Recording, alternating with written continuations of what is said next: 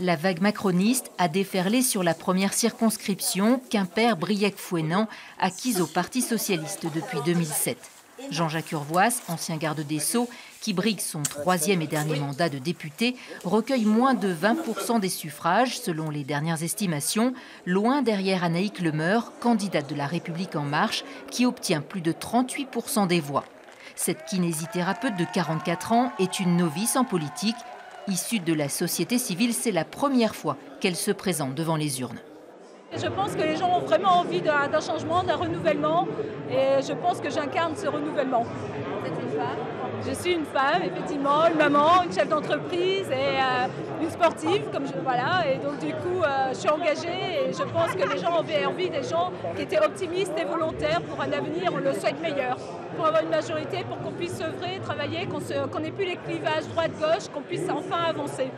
Le message est clair, reconnaît le député sortant Jean-Jacques Urvoas, qui refuse cependant de considérer que les jeux sont faits et défend l'équilibre politique. Est-ce que l'on considère ou pas que l'équilibre soit une force ?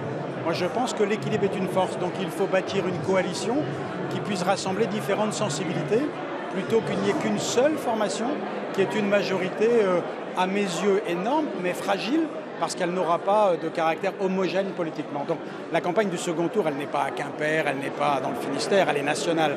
Est-ce qu'un seul parti doit avoir tous les pouvoirs à l'Assemblée nationale ? Avec moins de 12% des voix, la droite, UDI, les Républicains ne pourra pas se maintenir au deuxième tour et ne donne pas de consigne de vote. Enfin, les deux candidats, encore en lice, auront à cœur de convaincre les abstentionnistes du premier tour, plus nombreux que d'habitude.